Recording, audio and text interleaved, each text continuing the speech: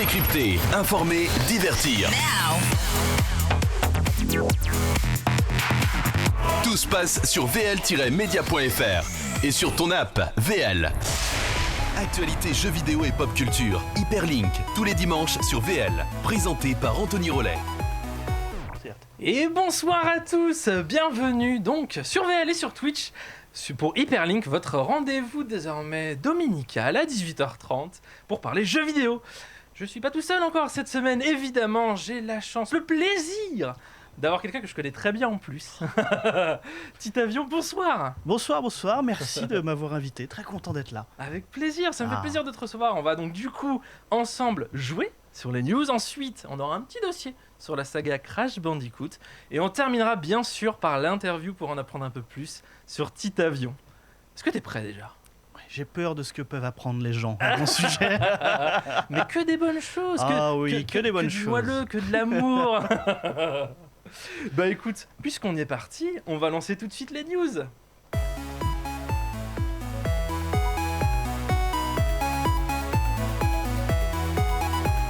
T'entends bien ce petit jingle, hein ? Ah, il est bien. T'aimes bien ? Ah ouais. C'est cool, hein. On dit bonjour au chat, hein, bien sûr, hein. Je vous lis, j'essaie de lire au maximum. Titavion n'a pas le chat. Si vous avez des questions pour lui au moment des questions, on pourra réagir. Ils peuvent être médisants, pour une fois, je ne dirai rien. Ok, alors du coup, on va jouer avec l'actualité de la semaine passée, ensemble. Je vais t'afficher des photos, et tu vas devoir me dire, toi et le chat Twitch, ce qui peut se cacher derrière cette photographie. Première photo. Alors, Deathloop, pourquoi ? Pourquoi ? Alors déjà, je pense que ça fait suite à l'annonce, la toute petite annonce, la veille de la mise en précommande des Xbox séries, du rachat de Bethesda par un certain petit studio indé Microsoft. C'est ça, voilà. c'est ça. Donc Deathloop, c'est la prochaine production d'Arcane. Ouais. Voilà. Et du coup, l'actualité derrière ça, tu l'as dit de toute façon. Hein. Désolé. Hein. Non, mais c'est bien, c'est le but du jeu aussi. Hein. C'est tout à fait le but. Du coup, c'est le rachat de ZeniMax Media par Microsoft. Photo numéro 2, du coup, la révélation. Xbox a donc sorti le chéquier, a balancé 7,5 milliards pour acheter ZeniMax Media. Et donc, dans ZeniMax, qu'est-ce qu'on a ? Dans ZeniMax Media, on a Bethesda, donc c'est ce qu'on voit là, hein, évidemment, avec Doom, avec The Elder Scrolls, etc. Un gros studio, et à l'intérieur, on va avoir aussi Arkane, tu le disais, donc qui a fait Prey, Dishonored, et qui fera Deathloop. Jouez à Prey, faites-vous un plaisir, jouez à Prey. Ouais, et bah, j'ai pas fait du coup, pourquoi pas, ça peut être intéressant. Bah, en plus, j'imagine faire les Game Pass. une petite perle. Voilà. Ah ouais, ouais, d'ambiance, vraiment. Ah, très bon ça. À l'intérieur, on a Machine Games aussi qui a fait Wolfenstein. On a Tango Games Works qui est donc The Evil Within et aussi le prochain jeu Ghostwire Tokyo. Et du coup, on apprend que Ghostwire Tokyo et Deathloop qui sont des exclus PS5. Console. Ouais, parce que bon, bah, le PC sera toujours là, hein. Mais du coup, Microsoft récupérera les bénéfices des ventes de ces deux jeux, qui seront exclusivité au départ en tout cas. Mais ils ont annoncé que du coup, ils maintenaient ces exclusivités, voilà, comme ils avaient fait avec leur autre studio avant. Mais ça veut pas dire qu'à un moment donné, on n'aura pas un portage. Ah oui, ça c'est sûr. C'est juste que l'exclusivité temporaire est maintenue. Elle est là. On pouvait se poser la question. C'est vrai, on pouvait se poser la question, et du coup, ils ont bien lancé ça, et ils ont dit aussi que leur prochain jeu, ils seront pas spécialement exclus Xbox non plus. Surtout ce studio, surtout ces studios. Ils réfléchissent encore, ils ont dit on verra au cas par cas, on pourra sortir des choses. Rien n'est fermé, rien n'est genre on a acheté ça, maintenant Sony c'est par là. Non, ils sont vraiment ouverts à tout, et puis de toute façon, hein, ils veulent faire du pognon, donc il y a moyen qu'ils sortent un peu partout. Ouais. Hein. Mais du coup, on peut s'attendre par contre à ce que tous les futurs jeux soient dans le Game Pass, et ça pour les joueurs c'est très très bien. Ça c'est bien, et il ne faut pas oublier, ça les gens n'ont pas beaucoup parlé, mais à travers cet achat, ils récupèrent aussi une techno qui est très intéressante, c'est Orion. Parle-nous d'Orion, je t'en prie. Orion, c'était... alors c'est Bethesda qui avait présenté ça l'année dernière, c'était une technologie de cloud gaming computing. D'accord. C'était un peu le mélange des deux, ils avaient montré Doom qui tournait sur un smartphone. parfaitement. Oui, j'ai vu ça, il y avait une bêta qui était une Et bêta, voilà, je crois, ouais, c'est ouais. ça, qui est Et sortie. bah, Microsoft récupère ça aussi. Faut pas oublier ça. Alors qu'ils sont très forts en plus actuellement avec justement xCloud, Ouais. qui a changé de nom, mais bon, voilà, qui est le service du coup de jeu en cloud de Microsoft, qui est inclus dans le Game Pass, qui est inclus dans qui est partout. Et du coup, c'est très fort comme acquisition. Et du coup, on en parlait juste avant. Ça a été annoncé juste avant les précos de la nouvelle Xbox. Tout était maîtrisé, genre, ok, pas de souci. Nous, on a donné une date pour notre préco. Et on a le petit gâteau juste avant. C'est ça. C'était très bien joué de leur part quand même. Hein. Et c'est du coup le deuxième rachat le plus cher de l'histoire d'un studio. Et c'est lequel le plus cher, tu sais?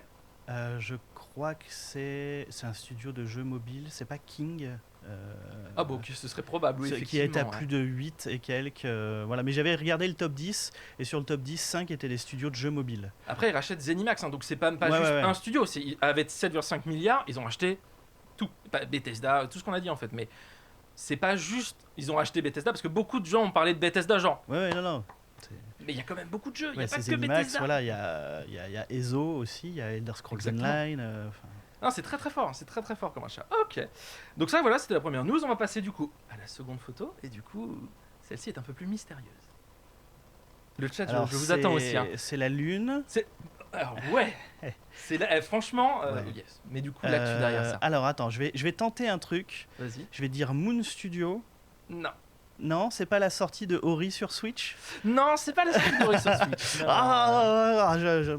J'ai tenté. Ça a été trouvé dans le chat. Ça a été trouvé dans le Il y a chat. quoi ça il y a pas eu un truc aussi sur Deliver Us the Moon? Non, c'est pas ça. Non. Alors, c'est pas le mot lune. Ah, C'est c'est le pas mot le mot lune, mais lune. dans une autre langue.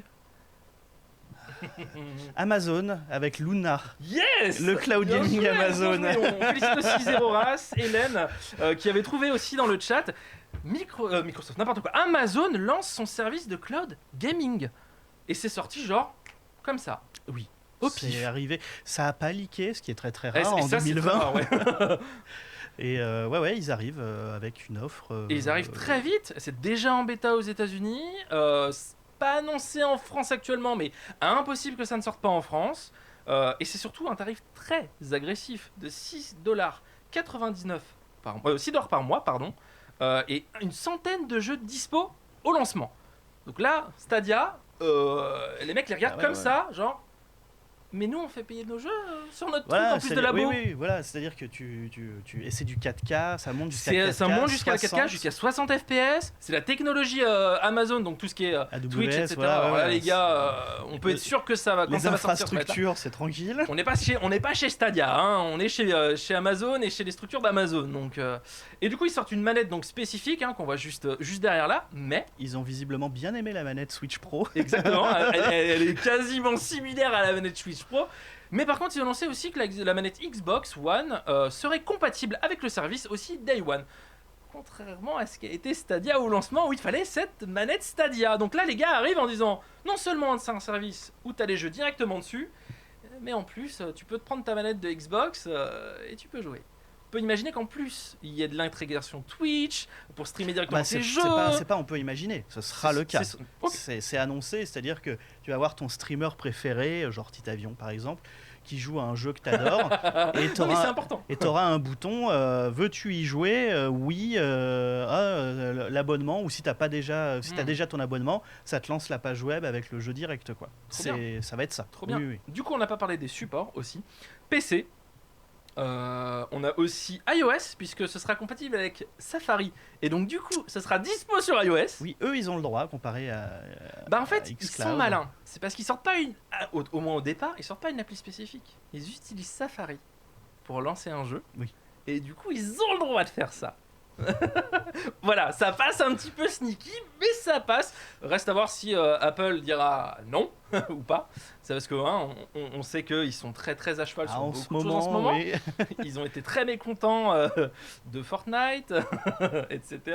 Mais du coup, voilà, on pourra y jouer également sur Mac, du coup, grâce à ça, et sur Fire TV. Si des gens ont la Fire TV à la maison, vous pourrez jouer dessus parce que c'est un service Amazon, c'est un produit Amazon. Du coup, ce sera jouable dessus. C'est très très fort. Je trouve que c'est surtout sortir ça comme ça. comment dire, sans avoir prévenu, sans avoir leaké comme tu dis ou quoi, c'est fort, c'est très fort. Ouais. Faudra voir aussi après quels jeux vont se greffer dessus. On sait qu'il y a Ubisoft. Hein. De toute façon, dès qu'il y a une nouvelle, nouvelle techno, let's go. dès qu'il y a une nouvelle techno, quelque chose qui se lance, Ubisoft, ils y vont. Donc c'est cool. Hein. Ah, directement. Et par contre, chose assez intéressante, on me demande sur le chat, est-ce que Prime permettra de l'avoir gratuitement ? Non, c'est pas prévu actuellement du tout. Après, est-ce qu'il va y avoir des choses à débloquer avec Prime ? C'est tout à fait possible. Est-ce que les futurs jeux, du coup, que le service Prime offre, seront des jeux qui seront débloqués sur Luna ? On sait sûrement pas, parce que du coup, c'est un abonnement qui accède à d'autres jeux. Et tu parlais d'Ubisoft. Ubisoft a annoncé donc que les jeux allaient sortir directement sur Luna, comme sur Stadia, comme sur tout, mais il faudra payer un abonnement supplémentaire. Donc ça, il va falloir faire attention à pas justement multiplier les abonnements à tire-larigot, à dire ok, bon bah nous on a ces jeux là. Par contre, si vous voulez Ubisoft, il faut payer 6 balles de plus. Par contre, si vous voulez Microsoft, il va y avoir ça. Parce que. Si vous voulez les EA. Après, tu peux te dire que ça se trouve, au bout d'un moment, ils vont arriver avec, tu sais, comme un bouquet satellite. Ouais, c'est ça. Le Canal Plus. Désolé, je suis vieux. Mais non. Et qu'à un moment, ils vont dire vous pouvez avoir le Luna Premium ou Max ou Global à 15 balles. Ça serait cool. Ce serait très fort aussi si c'était 15 balles, mais. C'est un exemple. Mais voilà, c'est de ça l'hypothèse. peut arriver à ça. Ah bah oui, carrément. Et puis c'est Amazon, hein. Ils sont très compétitifs sur tout ce qui est tarif, etc. Mais là, voilà. Donc du coup, cette annonce pourrait vraiment enterrer Stadia, qui était déjà pas bien haut. Qui était déjà pas bien en termes de performance, etc. Ouais, c'est avoir après. Avoir en main, avoir manette en main, la qualité que ça la va qualité, offrir, la latence. Ouais. Voilà, ouais, non, du coup, on est curieux, on testera ça dès que ce sera dispo en France, parce qu'actuellement, nous ne sommes pas aux États-Unis, et du coup, nous ne pouvons pas tester. News suivante. 1 million. Alors, c'est pas mon nombre d'abonnés. Je te le souhaite pour un jour, mon ami. Ah. Et ils sont nombreux de ton chat sur le stream actuellement. Bisous, ça fait très plaisir de les avoir avec nous. 1 million. Qu'est-ce qui a fêté son million ? Qu'est-ce qui a fêté son million ? C'est tout à fait ça. Quelque chose a fêté son million. C'est pas ton compte en banque non plus, hein, sur le chat. Hein, ou alors grand bien d'en face. Hein, mais celle-là, je vais sécher. Celle-là, tu sèches ? Ouais. Le chat ne l'a pas. Bah, il y a Tom Geek Hordaï qui a dit que c'était ton nombre d'abonnés, hein, quand même. Mais bon, il est gentil. Bah, c'est très simple. Bah, je te donne la révélation tout de suite, du coup. Hein. Hades a fêté son million de ventes. Est-ce que tu sais ce qu'est Hades ? Oui, c'est un roguelike. C'est Super Giant ? Ouais. C'est ça. Tout à fait. Studio que j'aime beaucoup. Bah, ils ont fait des très bons jeux. Bastion, je suis amoureux de Transistor. Ouais. Voilà, c'est eux. Voilà, ouais, c'est eux. Donc ouais, je sais qu'il est sorti, je crois qu'il est sorti de sa phase d'Early Access. Il est sorti tout à fait de sa phase d'Early Access le 17 septembre dernier. Je n'avais pas suivi son millionième vente. Oui, donc du coup, ils ont fait 700 000 ventes avant la sortie. Et en 5 jours, 300 000 ventes. Donc ça va pour eux. Mérité, il me semble qu'il est très bon. Très très bon jeu. Moi j'avais testé du coup sur Epic. Alors au départ sorti sur Epic Games uniquement. Aujourd'hui disponible sur Switch du coup. Et c'est la version 1.0 qui est sortie donc le 17 septembre. Il était sorti le 6 décembre 2018 en early. Il était à 10 balles à l'époque sur l'Epic Game Store. Donc je me l'étais payé. J'avais testé l'early un petit peu. Ils mettaient à jour très régulièrement du nouveau contenu. Et le jeu est vraiment cool. Vraiment beau. Bah, la patte graphique de Super Giant, elle est insane. Tu vois, il y a Mac Guigui qui nous dit oui, super jeu, très addictif dans le chat. Donc un joueur du coup. Et il est enfin sorti et a pris 300 000 ventes en 5 jours. C'est beau. Ça promet d'avancer peut-être dans le bon sens. Et quoi ? Est-ce que tu y jouerais toi du coup ? Est-ce que tu es adepte de roguelite ou pas du tout ? Pas trop parce que alors c'est des jeux qui demandent beaucoup d'investissement et de temps. Oui. Pour être, tu vois. Ah bah il va falloir aller débloquer des objets, voilà. Il va falloir les farmer, il va falloir aller. Et j'aime bien varier les plaisirs, on va dire, en stream. Donc, mais l'essayer, ouais, il a quelque chose. Il a un univers, une patte graphique qui me plaît, donc je vais sûrement me poser dessus à un moment donné. Si t'as l'occasion, moi je te le conseille de l'essayer. Espérons que ce soit pas trop du bullet hell, parce que tout ce qui est shmup, moi je sature très vite. Il y en a, mais pas tant que ça. C'est pas que ça, non, vraiment. Il est vraiment chouette et t'as différents types d'armes aussi. Tu peux aller choisir une épée, un bouclier que tu peux lancer. Vraiment excellent. À tester. Je vais tester, promis. News suivante. Alors, Spider-Man.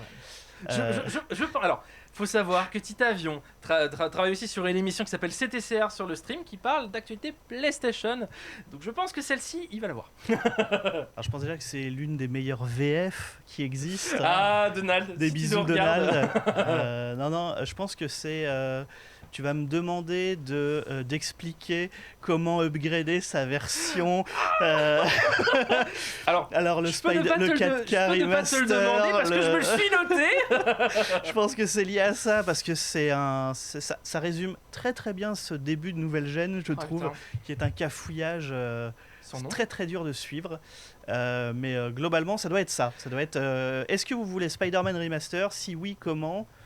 Voilà. Bah ouais, on en est là. Hein. Du coup, Marvel Spider-Man Remaster ne sera disponible que sur PlayStation 5 et pas gratuitement. Du coup, on explique.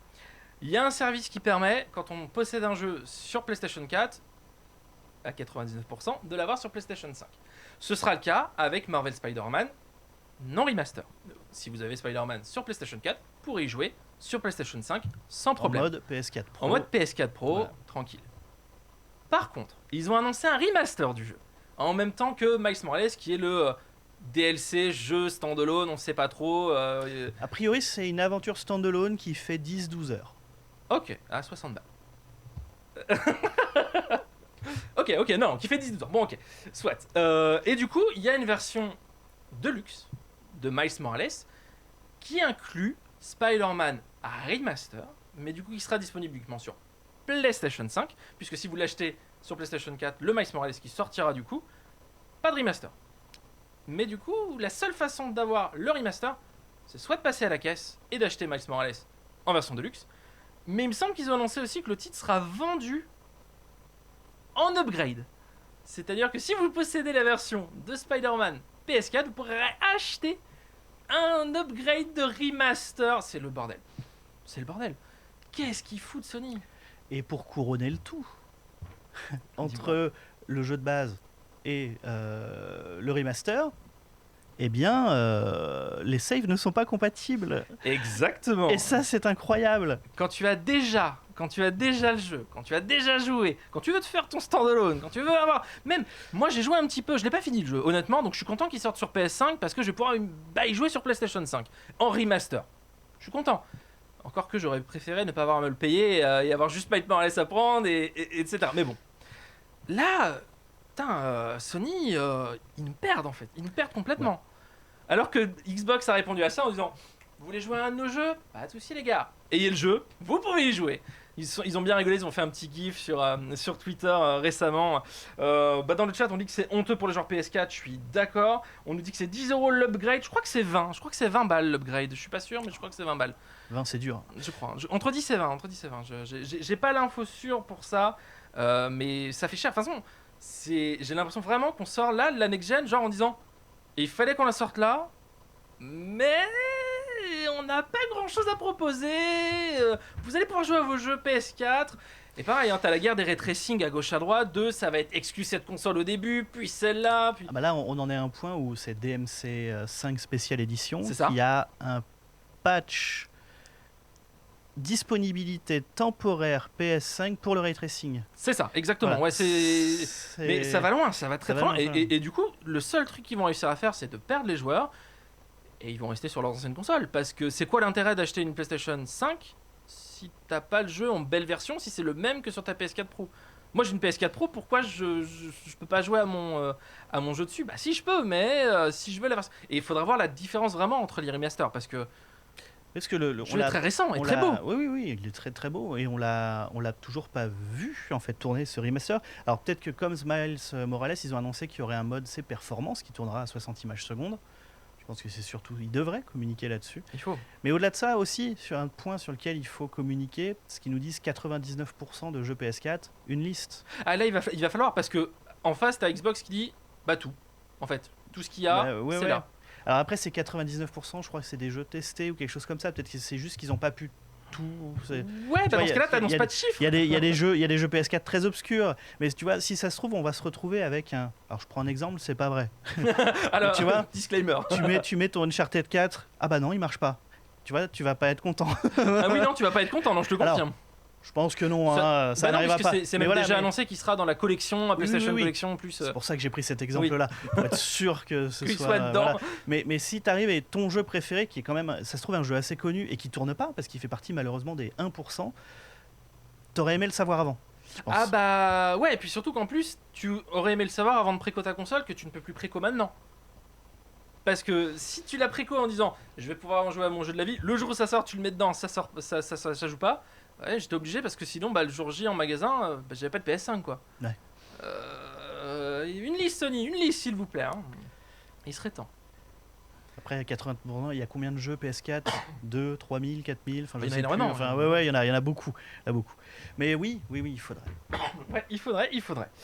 Ça conclut la partie news, du coup, Titavion. Merci d'avoir joué le jeu, joué avec nous. 3 sur 4. 3 sur 4, c'est pas mal. D'autant qu'en plus, on a quand même vu la lune, si tu veux.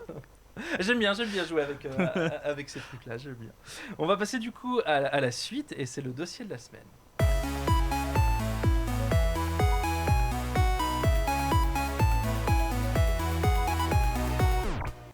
Le dossier de la semaine, comme je le disais, du coup, on va parler de Crash Bandicoot. Pourquoi ? Parce que Crash Bandicoot 4 sortira vendredi prochain, le 2 octobre.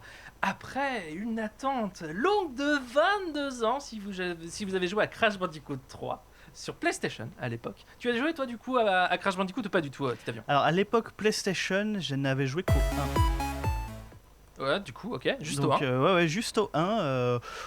Bon, enfin, ouais, c'est des jeux que. Enfin, je savais qu'ils existaient, on avait eu nombreuses démos à l'époque, donc j'avais testé les démos, mais c'est vrai que c'est vraiment ça, hein. Vous voyez les images là de l'époque, hein. Le jeu a été remaster depuis, on en parle un peu après, mais ça ressemblait vraiment à ça à l'époque, et je trouve que les jeux 3D ont mal vieilli, hein, par contre, mais bon, c'est un autre problème. Mais j'avais beaucoup plus joué à Crash Team Racing pour le coup. Crash Team Racing dont on va parler juste après aussi, mais là du coup ça a commencé en 96, sorti par Naughty Dog du coup.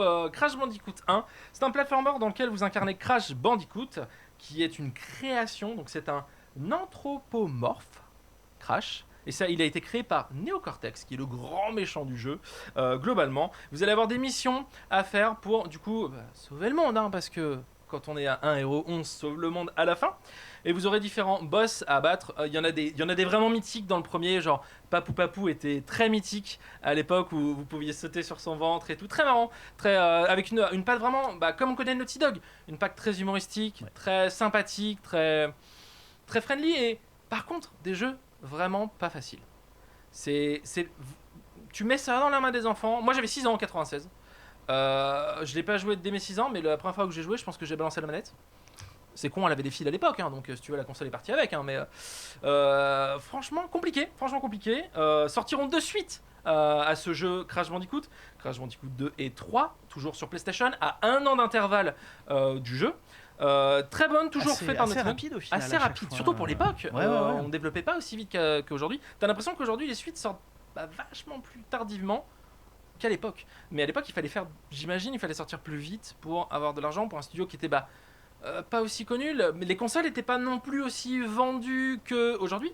Et on a des personnages mythiques, du coup, dans ces Crash Bandicoot. Donc on a Crash, on a sa sœur Coco Bandicoot, on a Neocortex, on a Entropy, qui est aussi un des grands méchants, Ripperoo. Donc si tu as joué à CTR, effectivement, Ripperoo, ça te parle ? Le rire, le fameux. Ah bah oui, il était énorme le boss sur PlayStation. Il mettait des TNT et des nitros, tu devais pas sauter dessus pour pas crever, etc. Mais lui devait sauter dessus pour pouvoir prendre un hit. Franchement, des bonnes mécaniques. Les jeux donc se suivent en termes d'histoire également sur le 1, 2, 3. C'est toujours à la fin du 1. Il y a au niveau du début du 2, c'est à la cinématique de fin, puis ça continue, etc. Et après, du coup, ils ont décidé de s'attaquer directement à Nintendo en sortant CTR. Donc Crash Team Racing. C'était un pari risqué, parce que Nintendo, avec son Mario Kart, était quand même assis dessus depuis sa Super NES. Hein. C'était Mario Kart 64, je pense, l'ennemi direct. L'ennemi direct, c'était ça. Et qui tournait bien, hein, qui est une grosse cote de popularité. Et CTR aussi, mine de rien. Et CTR, oui, parce que... a fait connaître le personnage à beaucoup de gens. Comme le jeu marchait bien, on parle de Mario Kart, le jeu marchait bien. Quand il y a eu un clone, on va dire, je vais vraiment mettre des guillemets sur clone parce que c'est pas non plus un clone, mais quand il y a eu quelque chose qui s'en rapprochait, mais exclusif à PlayStation, les joueurs qui n'avaient pas de N64, ils étaient bien contents d'avoir leur Mario Kart au final. Ça c'était cool. Par contre, le jeu, pareil, a introduit des mécaniques très sympathiques où tu pouvais vraiment sauter avec ton kart pour enlever ta TNT au-dessus de la tête ou ce genre de choses. T'as eu des vraies mécaniques intéressantes dans le jeu et le jeu a plutôt bien cartonné quand il est sorti à l'époque. Ouais, puis avec un mode histoire aussi. C'est ça, ouais. Un bon mode histoire, ce que Mario Kart n'avait pas. Non, T'avais c'était vraiment juste des hub. championnats, voilà. Ouais. Et là, t'avais un hub où tu te baladais, des petites cinématiques, des petits dialogues, les boss, des combats de boss aussi. Donc des courses et vraiment pas facile. Hein. T'avais intérêt à vraiment connaître ta trajectoire, à pas te laisser dépasser trop par Reaper Roux par exemple. Moi je sais que j'ai détesté me battre contre lui sur CTR parce qu'il était vraiment compliqué son terrain à l'époque, dans mes souvenirs. Et pourtant, le jeu a marché du coup plutôt bien et ça se passait bien pour le Crash jusqu'à le rachat. Le rachat de la licence par Universal. Et pourquoi est-ce qu'ils ont eu le droit d'exploiter cette licence ? C'est parce que quand le 1 est sorti, c'était dans le deal. Universal avait dès le départ dit ça nous appartient. Et Sony a perdu sa licence à cause de ça, à cause d'un contrat à l'époque. Et ils ont perdu Crash Bandicoot. S'en est suivi des très très très mauvais épisodes. Mais alors vraiment, moi je me rappelle, j'ai joué à... Attends, je l'ai noté parce que je veux même pas me souvenir du nom pour te dire, tellement c'était compliqué. Crash of the Titan. Rien que le titre, c'est une invitation au voyage. Ah ouais, mais au voyage où t'as pas envie d'aller. Hein. Oui. Ils ont pris Crash Bandicoot et tout ce qui était Crash Bandicoot, ils l'ont défoncé. C'est-à-dire qu'ils ont mis des tatouages à Crash, bon ça à la rigueur ils font ce qu'ils veulent, c'est leur cara design. Mais ils ont donc changé le design du personnage, c'était un platformer. Non, on va faire un beat'em all. C'est bien mieux un beat'em all les gars, ça va être plus dynamique. Oh le jeu s'est planté mais violemment, hein, violemment. Le studio qui l'avait fait avait du coup pris de la sauce quand ils ont sorti. Ils ont sorti un deuxième opus, une suite du coup à ce jeu-là. Et ils ont écouté les retours des joueurs sur le premier mais ça n'a pas marché non plus. Donc en 2009, plus rien, plus de Crash Bandicoot, la mort, jusqu'à ce qu'on voit derrière moi, l'annonce du remaster des 3 premiers opus sur PlayStation 4, PC, Xbox et Switch un peu plus tard. Et ça, c'était en 2018. Donc on est resté 9 ans sans Crash Bandicoot à l'écran. Et quand il revient, c'est un remaster. On parlait de Top Wapu tout à l'heure, voilà, c'est ça. Très, très, très, très bon. Et le remake, il fonctionne à merveille. Et là, le Bandicoot revient dans le cœur des gens. Ouais, il y a un effet nostalgie. Parce que mais déjà, nostalgie et découverte. Oui, une découverte aussi pour beaucoup. Parce que déjà, c'est très fidèle, c'est très beau. Faut le dire, hein, il y a un taf qui est fait sur même sur Switch. Le remake, remaster. Tu vois, la DA est très bien respectée et ça marche bien. Ça marche bien. Ça marche bien et ça permet du coup à ceux qui n'ont jamais joué à Crash Bandicoot d'y jouer. Alors, c'est un remaster du jeu de l'époque et il est toujours aussi difficile. C'est-à-dire qu'ils ont pris les mêmes tracés, vous le voyez là du coup, j'ai mis une petite vidéo comparative, c'est IGN je crois qui a fait cette vidéo, justement pour montrer que les gars ont respecté à 100% le travail d'origine, pour le coup, parce que t'as certains jeux où c'est pas le cas, quand ils font des remasters, mais là ils ont vraiment pris les 3 jeux de l'époque et ils les ont transposés avec un graphisme magnifique. Ça mériterait une série d'animations. Il me semble... Non, ça n'a pas été fait, mais Crash est muet. Donc, comme nous dit Tom Geek or Die, excuse-moi d'avoir écorché ton pseudo, il est muet, Crash. Hein, donc, il faudrait faire parler tous les autres persos, mais pourquoi pas. Et du coup, pourquoi on parle de Crash Bandicoot ? Pourquoi on en vient là ? C'est parce que, après donc 22 ans, on a un nouveau Crash Bandicoot 4. Enfin, it's about time, comme il s'appelle, et il était temps, effectivement, que un vrai Crash Bandicoot 4 sorte. Il sortira vendredi. On y jouera d'ailleurs sur la chaîne Hyperlink VL vendredi, évidemment. Hein, je l'attends depuis bien trop longtemps pour pas le prendre dans les mains. Et là, pareil. Quel plaisir de revoir que c'est toujours le même Crash. On n'est pas sur justement un spin-off dégueulasse où on a essayé de changer les trucs. Les persos sont toujours là. On a Coco, on a Docteur... Néocortex, je vais y arriver, je suis désolé. On a Néocortex. Et pour une fois, en dehors d'un jeu justement annexe, etc., on a plus de personnages jouables. On va avoir Crash, on va avoir Coco, comme on avait l'habitude avec le 3 par exemple, mais on aura aussi Néocortex. On aura aussi Dingodile, qui était un boss du coup à l'époque, qui sera jouable dans cet opus-là.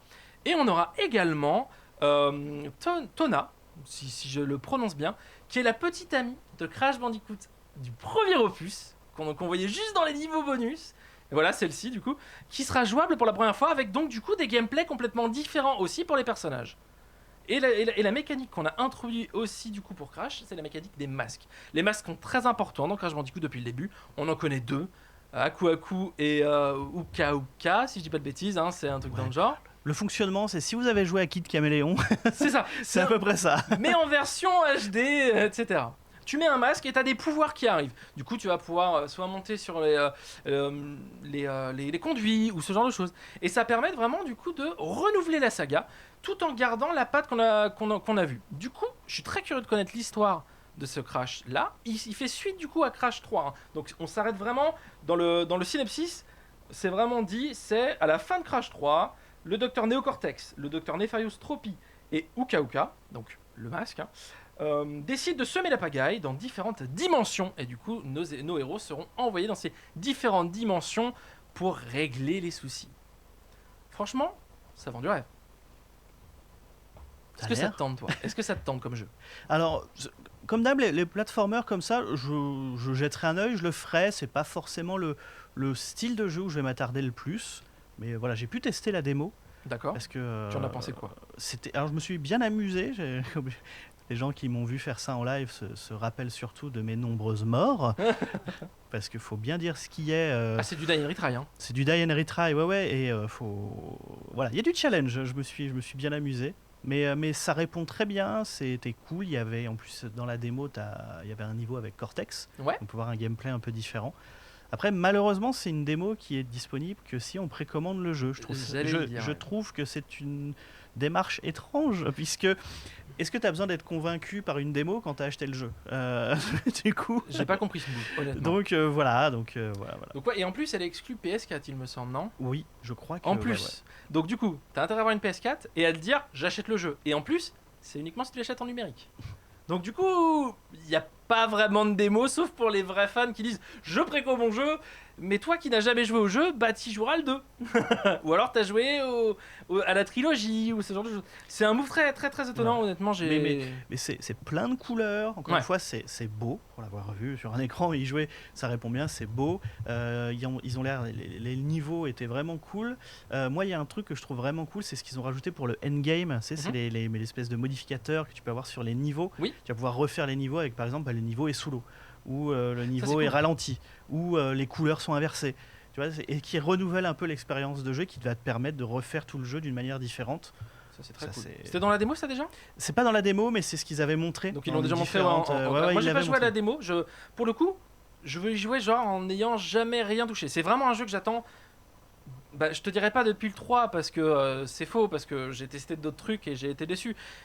Mais honnêtement, depuis qu'ils ont sorti le remaster, que j'ai remis les mains dessus, que je me suis vraiment éclaté à rejouer à Crash, bah Crash 4, j'ai juste trop hâte. Ah ouais. Et ça fait plaisir que le Bandicoot soit pas mort et du coup soit accessible aussi à tout le monde. Parce qu'on n'en parle pas, le jeu sortira du coup sur PS4 et Xbox. Pour le moment, c'est tout. Même si dans le code source de la page, on a vu une Switch ou un truc comme ça qui popait, on peut très bien imaginer que ça sortira sur Switch. Je pense que ça sera aussi compatible avec la PlayStation 5 et la Xbox Series XX avec directement le Smart Delivery. Oui. Mais voilà. Donc, la démo est sur Xbox, on nous dit Little Lama nous le dit, Little Lama j'imagine. Merci beaucoup de nous le dire. Donc c'est aussi dispo sur Xbox, donc c'est cool. Mais il faut quand même payer son jeu. Donc j'ai hâte de tester ça. De voir. Ça s'annonce bien parce que déjà c'est Toy for Bob qui est dessus. Ouais. C'est ceux qui avaient fait le remaster des 3 précédents, si je dis pas de bêtises. Il me semble. J'ai un doute. Donc le chat va nous le dire. Hein, ouais, il me semble que c'est eux. Ils avaient fait du bon boulot. Donc là, ça fait du bien de les voir sur. Tu vois, avec un jeu original en fait. Voilà, ils vont pouvoir créer. Et ouais, je pense ça va être cool. Ça va être cool. Voilà qui conclut dans notre dossier sur Crash Bandicoot. Il nous reste une partie à cette émission, mon cher Titavion. La partie que je pense nos chers Twitchers, auditeurs attendent avec impatience, à l'interview.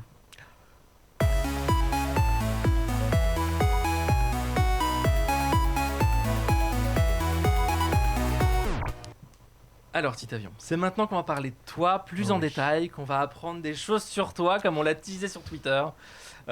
Du coup, Titavion, on va revenir vraiment à la genèse, à ce que le jeu vidéo pour toi. J'aime cette petite question au départ, c'est quoi le premier jeu vidéo auquel tu as joué, Titavion? Un Pong. Un Pong. Oui.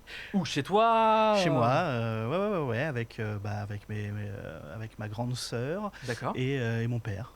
Trop bien. Voilà, on avait une console. Alors, c'est pas le tout premier Pong. J'en suis pas non plus à avoir joué à l'Odyssée, à mettre des calques sur ma télé, calmez-vous. Non, on avait une console avec un petit bouton où il y avait différents jeux et c'est essentiellement le Pong auquel on a joué avec la petite manette. Et ça t'a lancé tout de suite dans le jeu vidéo? Oui, j'ai bien été accro tout de suite. Puis après, il y a la NES qui est arrivée où là, voilà. Donc du coup, grâce à tes parents, du coup, tu as découvert le jeu vidéo. Oui. Bah, j'ai un père qui joue encore aujourd'hui. Ok, cool. Il joue encore. Donc là, il s'est mis à Assassin's Creed. Le dernier? Le premier. le tout premier. Il démarre Oh la la vache. saga. Tu l'as fait en live, la saga? Je suis en train. T'es en train de. Tu ouais, as commencé le marathon. Ouais. Mais ouais, j'ai démarré. Ouais, bah la famille, on joue. Voilà. Trop bien. Ok. Si je devais te demander ton plus beau souvenir de jeu vidéo Titavion, tu penserais à quoi? Beau ou marquant? On peut faire les deux. C'est quoi? Oh. Le plus beau et le plus marquant. Parce que alors, mon plus beau souvenir de jeu vidéo, je pense que ouvrir à Noël et avoir la NES avec le zapper et T'as Mario. eu ça, toi? Ouais, j'ai eu ça. Je pense que j'ai pas beaucoup dormi cette nuit-là. T'avais tes cadeaux la veille, ça veut dire alors? Oui. Alors en fait, si on veut vraiment toute l'histoire, c'était le traditionnel Noël chez la grand-maman, avec un repas qui durait à peu près de 19h à 3h du mat. Oui, la base. on les connaît. Et quand on rentrait, en fait, inexplicablement, les cadeaux nous attendaient au pied de l'arbre. Oui, inexplicablement. Hein, on ne sait pas, le Père Noël. Hein, Il était très très fort. À Très chaque fort. fois, il venait quand on n'était pas là. Et donc, on ouvrait. Et donc, tu sais, t'as les parents, allez vous coucher, on est S'il vous fatigués. Et nous, on est là, on n'en peut plus. On fait des piles, donne-moi des piles. Tu les as achetés pour moi que tu les as achetés. Mais ouais, ça, ouais, un souvenir. Le plus beau, souvenir. du coup. Ouais. Et le plus marquant? Le plus marquant, je pense que c'est la première fois où j'ai fini Silent Hill 2. C'était quand ça? Il y a quelques années, pas à sa sortie, mais peut-être 3-4 ans après, c'est là où je l'ai découvert. Et c'est un jeu qui est bouleversant avec des thématiques qu'on traite très rarement dans un jeu vidéo. Ah, Silent Hill, c'est quelque chose. Hein, Et surtout le 2, voilà. Ah, Après, je l'ai pas fait. j'embête assez les gens avec le 2. Fais-le, D'accord. vraiment. Il y a eu un remaster, quelque chose, non? Il y en a un de prévu? Il y a un HD remaster qui est compatible One X, si jamais. Ah, il y ça a une m'intéresse. compile avec le 2 et le 3. Et Pas les il est meilleures bon versions, Ah, voilà. mais elles se font. Sur Ok. One X, elles se font. D'accord, ok. Donc ça, c'est la jeunesse du jeu vidéo pour toi. On va parler de ta jeunesse, de ton travail, du coup. T'en es venu comment au métier de streamer? Comment t'as commencé là-dedans? J'ai commencé en regardant, en fait, tu vois, en étant viewer de Gaming Live à l'époque. D'accord. Et je travaillais dans les télécoms. On va dire que je l'avais en bruit de fond très souvent dans la journée.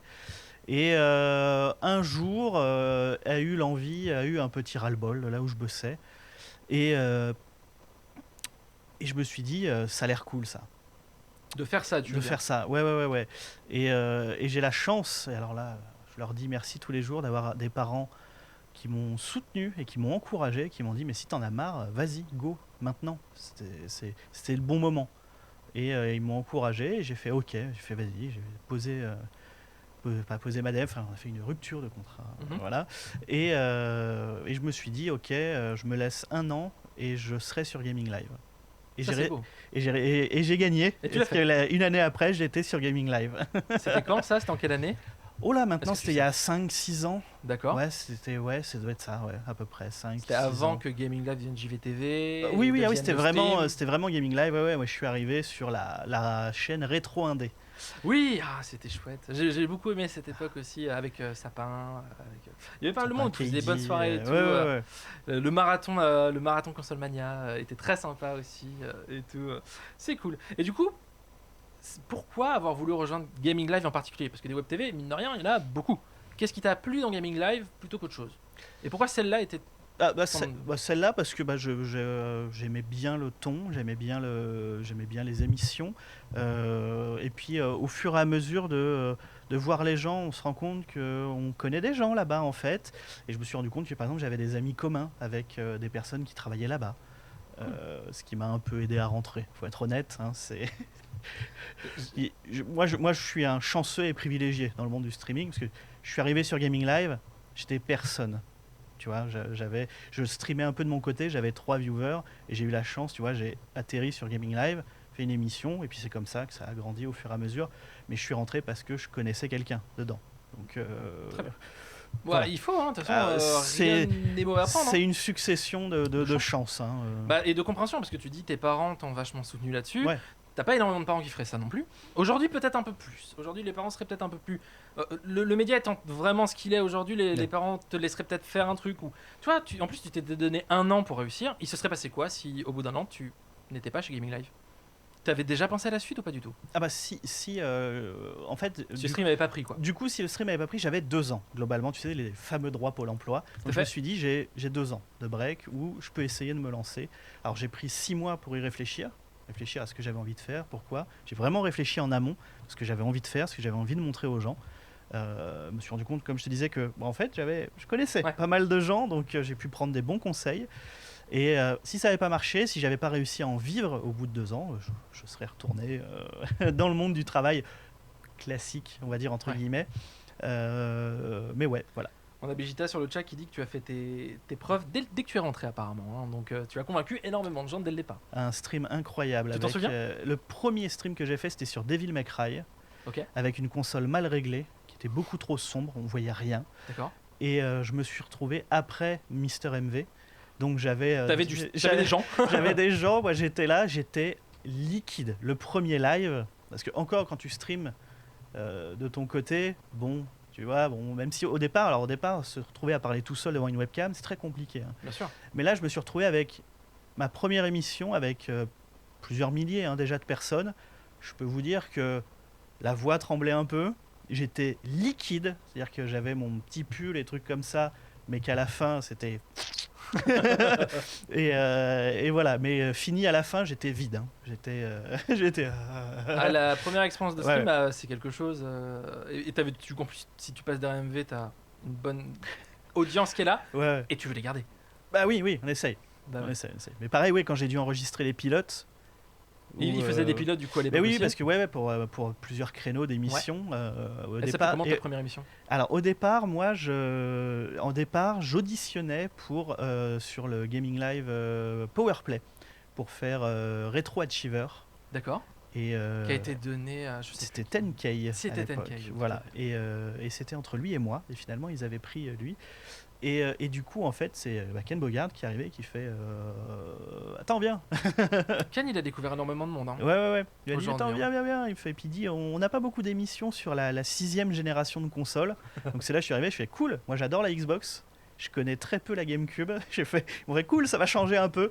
Et c'est là que je suis arrivé en proposant une émission basée sur ces consoles-là, en fait. Trop bien, ok. Et que je continue un peu aujourd'hui encore. T'as encore ces créneaux-là sur ta chaîne de perso. Un peu de rétro, ça va revenir bientôt. Ça avait été mis un peu en pause, mais ça va revenir bientôt. Ah, très bien. Le rétro. J'ai un Twitcher qui nous dit la Bisoucam, on en parle? Alors c'est la Bisoucam. Normalement. Oui, tout à fait, la Bisoucam. La Bisoucam, voilà. Non, c'est parce que je suis arrivé en disant que mon émission, ma première émission que j'allais faire, j'avais fait tout un habillage et tout incroyable, où que j'allais entièrement contrôler un Binding of Isaac avec un contrôleur relié à cet endroit-là. Ah! Et du coup, il y avait la Bisoucam, et qu'au moment de démarrer, je recevais un appel de Ken Bogard me disant que non, on pouvait pas faire ça, et du coup, je jouais à Devil May Cry. Très bien. Ça a été l'intro de mon premier stream. Excellent. On peut le retrouver, ça? Est-ce que ça se retrouve quelque part encore? Je sais pas, parce que j'avais pas de VOD à l'époque. Donc, si quelqu'un l'a sauvegardé. Ça sort les dossiers, oui. Tout à fait. Ça sort les dossiers. Il y a des habitués. Alors, toutes mes conneries sur le net, je les assume. Il n'y a aucun problème. Je sais me moquer de moi-même très souvent. D'accord. Du coup, toi, tu es membre actuel de le stream, sur une émission donc, qui s'appelle CTCR, une émission PlayStation. Tu es aussi chroniqueur dans le journal de jeuxvideo.com, et tu as actuellement un créneau le matin, juste après le matin. Juste après le matin. Ouais. À 11h, 10h? C'est de 10h à midi et demi. 10h à midi 30. Tous les vendredis. Ça, tu fais ça du coup sur une web TV, mais la plus grosse partie de ton travail aujourd'hui, c'est sur ton stream perso. C'est ma chaîne perso, où j'ai... Bon, c'est quasiment tous les jours, depuis maintenant 5 ans. C'est vrai que je charbonne pas mal, mais en fait, je m'éclate dans ce que je fais. Alors, c'est vrai que je fais énormément d'heures, je les compte pas, mais je suis pas lassé. J'y vais jamais à reculons. Et s'il y a une journée de toute façon où j'y vais à reculons et je le sens pas, je préfère dire, je prends ma journée. Et t'es pas crevé à la fin? Parce que si tu fais réellement, ton planning il est sur ton Twitter, on peut le voir toutes les semaines. Tu fais des fois, réellement, pendant plusieurs semaines, 7 jours sur 7. Alors un peu moins en ce moment parce que tu as eu ton déménagement à gérer, etc. Oh, ce déménagement, il mériterait une émission à lui entière. C'est ça. Mais t'es pas mort? Ça va, je tiens. J'ai quand même levé un peu le pied parce que maintenant, tu vois, il y a le matin, parce qu'avant j'avais aussi le matin. Oui. Mais ça va revenir. Ah ouais? Mais ça va revenir. Oh, ça c'est une info. Tu l'as donné déjà? Je l'avais déjà un peu teasé, okay. mais ça va revenir. Oui, j'avais levé un peu le pied parce que le déménagement, des problèmes de voisinage. Oui, en plus quand tu fais du streaming, le problème de voisinage, c'est pas très grave. Hein. mais non, enfin ça, je tiens. C'est-à-dire que après, je sais, je connais mes limites. C'est-à-dire que si un jour vraiment je sens que je suis crevé, que je tiens plus, je lèverai un peu le pied. Mais pour le moment, moi les jeux vidéo, j'aime ça. J'aime y jouer, j'aime partager. Pour le moment, ça va, je continue. Le streaming, c'est cool pour ça. Ouais. Du coup, tu te lasses pas de jouer en live, tu te lasses pas de faire ça. Est-ce que toi, t'as pas mal de créneaux, je dirais. J'ai du mal à résumer ta carrière en fait, parce que t'as vraiment des jeux donc un peu rétro, des fois t'as des marathons où tu refais toute la saga d'un jeu, et t'as même fait des marathons pour des événements particuliers. Le dernier en date, c'était tu avais demandé à et tu es encore en cours d'ailleurs, je crois. Non, il est terminé celui-là. Le dernier où j'avais demandé aux gens de choisir les jeux que j'allais faire. Voilà, j'avais une roue. T'as pas eu peur, toi? Oh, je supervisais quand même. J'ai entièrement confiance envers ma communauté. mais globalement, non, j'avais une roue qui décidait d'une console et une roue qui tournait qui décidait d'un style de jeu. Et après, donc voilà, je leur demandais de choisir. Et je leur demandais de choisir derrière. Je leur ai laissé quelques jours. Je leur ai dit, voilà, vous avez ces deux contraintes. Vous me choisissez maintenant un jeu. Et on avait une dizaine de jeux. Et ça a été aussi varié que les fous du volant sur Dreamcast à Metro Exodus. On nous dit le Super Double Dragon. Et le Super Double Dragon, le premier jeu qui a été... Une purge? Un peu, ouais. On remercie la version japonaise et son mode easy. Et du coup, si tu avais un conseil à donner à quelqu'un qui voudrait se lancer dans le streaming, parce que c'est pas facile. C'est pas quelque chose que tu peux faire... Enfin, il faut quand même se dire qu'au départ, comme tu l'as dit, tu feras 3 viewers. C'est pas grave, c'est comme ça. Et si tu lâches le truc... C'est fini. Est-ce que tu as un conseil à donner du coup aux jeunes débutants? Aux jeunes débutants, alors ça va être assez bateau. Et alors déjà les vidéos qui te disent comment réussir et faire 1000 viewers en 3 semaines, bon, laissez tomber, hein, c'est un mec qui a eu beaucoup de chance qui fait ça. Encore une fois, je dis, moi je suis un chanceux, dans mon cas je m'estime extrêmement chanceux, mais faut juste être rigoureux. Tu vois, moi, tu vois, l'idée de faire un planning et de donner un rendez-vous aux gens, tu vois, leur dire à 15h, c'est Petit Avion qui démarre tous les jours, tu vois, ça permet de donner un rendez-vous et s'y tenir, en fait. C'est ça le plus... Pour moi, c'est la régularité, voilà, être rigoureux là-dessus, et c'est ce que j'essaye de faire. Et il n'y a pas de secret après, c'est persévérer. Et il y a peut-être un jour où... parce que c'est de la chance au fond de réussir, et il y a peut-être un jour où il y a quelqu'un un gros qui va faire ah tiens lui il fait ce jeu là j'aime bien, ou tiens j'aime bien, et il va peut-être vous hoster, un truc comme ça, et puis après ça va grandir, ou le bouche à oreille entre des amis, un truc comme ça. Mais faut bien se dire que y aller en se disant je veux gagner ma vie, je veux que ce soit mon métier, j'ai 1 mois pour gagner un SMIC, c'est impossible, ça n'arrive pas. Et ça viendra au fur et à mesure. Et surtout, ne quittez jamais vos cours, votre boulot à temps plein, sans avoir rien à côté derrière en vous lançant dans le stream. Voilà, commencez ça en loisir pour voir si ça vous plaît. Et après, voyez si ça marche bien, si vous pouvez en vivre. C'est le seul conseil que je donnerais. Mais je trouve que c'est un très bon conseil, parce que tu as certains streamers, je citerai pas les noms, parce que c'est pas le but, qui disent le faites pas, ne vous lancez pas. Mais je trouve que quand un jeune veut se lancer dans quelque chose, lui dire dès le départ, vas-y te lance pas, ça marchera pas, c'est hyper triste. Oui, c'est dur. Il peut y arriver. On sait pas. Voilà. Mais il faut partir avec l'idée qu'effectivement, si tu fais 3 viewers, tu seras content, parce que des fois t'en feras pas. Quand tu commences, tu joueras dans ton coin, mais comme tu dis, le bouche-oreille ou quoi, et la régularité. C'est vrai que je trouve que les streamers qui donnent un planning permettent de s'identifier beaucoup plus facilement et d'avoir un rendez-vous très fixe. Ouais. C'est ce que je dis. Donc toi, ton planning, on le trouve toujours sur ton Twitter, directement, tu le postes, Ouais, il est partout. on le trouve. Et du coup, il y a un truc que j'adore chez toi aussi. C'est ton côté à pas te prendre au sérieux. On en parlait juste avant l'émission.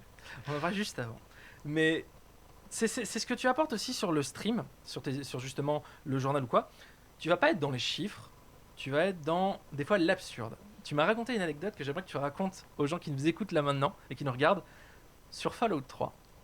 J'aimerais que tu me la racontes. Parce que moi, oui, moi j'adore les petits trivia ou les curiosités du jeu vidéo, mais j'avais présenté ça dans la chronique que j'avais fait sur Bethesda, qui du coup partait un peu en contresens des gros chiffres, de gros argent, et j'avais trouvé l'info que les trains de Fallout 3 en fait sont des PNJ. Donc vous avez un corps et en fait sa tête c'est un énorme wagon et en fait il court très vite et c'est comme ça que sont gérés les trains dans Fallout 3 et moi c'est ce genre d'infos dans le jeu vidéo que j'adore Et que tu partages du coup. ouais c'est la conception des jeux, tu vois, tout ce qui est derrière, moi j'adore ça et c'est pour ça aussi que par exemple j'adore les glitches dans les jeux. Des fois j'en fais, des fois sans vouloir, hein, assez souvent, hein, ça m'arrive aussi, mais j'adore ça, j'adore les provoquer et j'adore les rechercher, et j'adore essayer de les reproduire aussi. Est-ce que tu as déjà fait du speedrun du coup? Un tout petit peu, et je me suis même intéressé au TAS, j'ai fait un TAS de Mario 1. Alors juste toute la city speedrun, pour ceux qui ne connaissent pas. Donc globalement c'est faire un fichier avec toutes les entrées de manette pour terminer le jeu rapidement. Où t'as pas besoin d'appuyer du coup. Et voilà, j'appuie sur Start et après le jeu joue tout seul. Et je me suis amusé à faire ça juste pour savoir comment faire en fait. D'accord. Et ça t'a plu ou pas du tout? Oui, après alors j'ai clairement pas fait un record du monde, hein, mais c'est de la minutie, c'est beaucoup de travail et on va dire que je serais pas streamer, peut-être que j'aurais fait beaucoup de speedrun, mais aujourd'hui streamer ça me demande beaucoup de temps. Et du coup, on va parler de tes projets futurs maintenant, Titavion.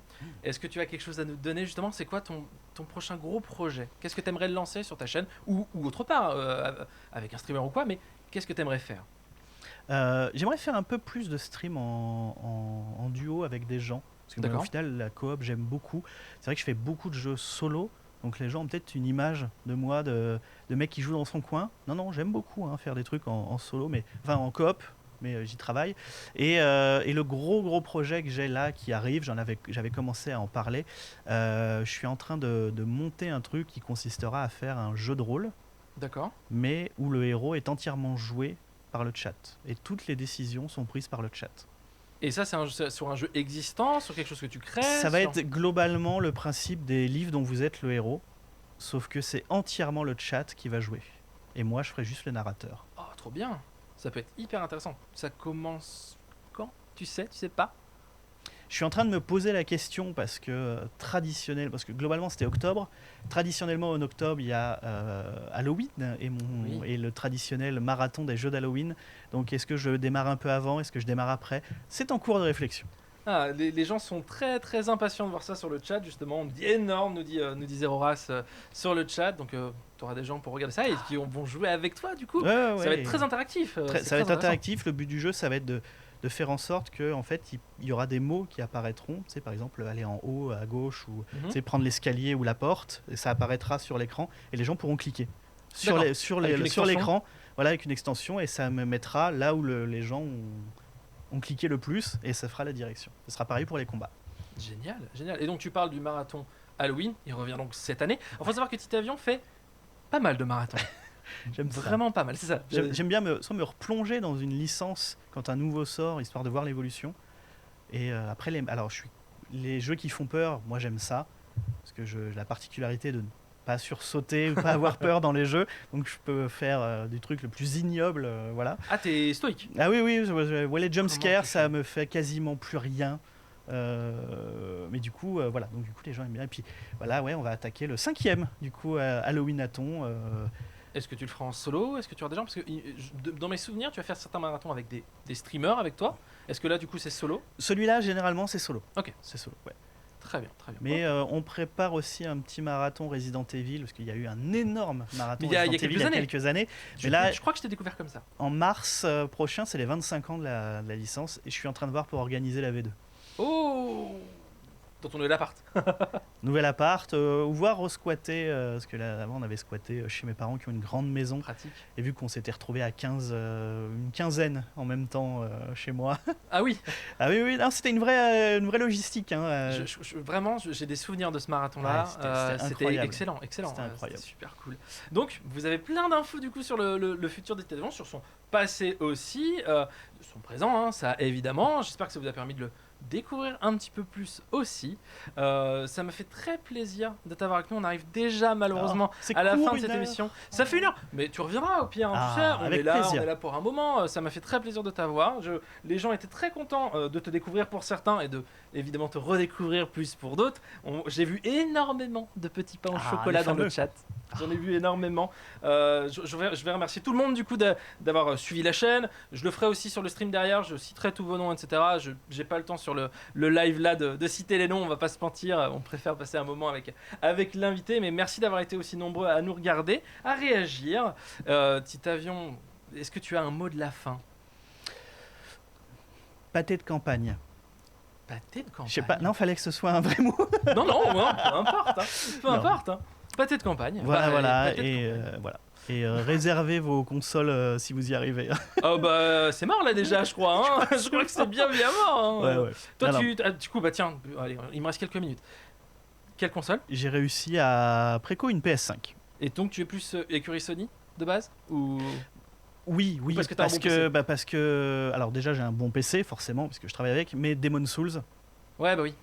Demon's Souls et Miles Morales. Spider-Man, je l'ai vraiment adoré. Ouais, j'ai fait le début. Mais... Donc voilà, et puis alors à la fin, le petit teaser de God of War, voilà, il y a eu un petit cri pas très viril de ma part quand c'est arrivé. Voilà, oui, non. Allez, je vais poser une question qui est revenue beaucoup aussi. Est-ce que tu as acheté il y a une statue que tu devais acheter? Est-ce que tu l'as acheté? Les gens veulent savoir. Non, pas encore. Mais voilà, l'hésitation est grande, sachez-le, et je me laisse jusqu'à demain pour décider. Ah d'accord, bon bah voilà, vous avez la question. On se retrouvera du coup sur ce plateau et sur VL et sur la chaîne Twitch Hyperlink VL la semaine prochaine à 18h30. Je recevrai, je vous le dis, Junpei qui sera mon invité et on se retrouve juste tout à l'heure à 20h sur ma chaîne du coup Hyperlink VL pour jouer. Alors on va faire normalement du Among Us, mais ça pourrait changer si on n'a pas assez de monde, mais on va voir. On s'est bien marré la dernière fois, du coup on va faire ça.